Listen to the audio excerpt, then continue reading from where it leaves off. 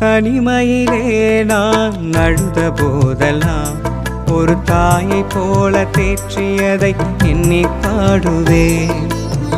தேவைகளால் நான் திகைத்த போதெல்லாம் ஒரு தகப்பனை போல் தாங்கியதை போற்றி பாடுவேன். தனிமையிலே நான் அழுத போதெல்லாம் ஒரு தாயை போல தேற்றியதை எண்ணி பாடுவேன்.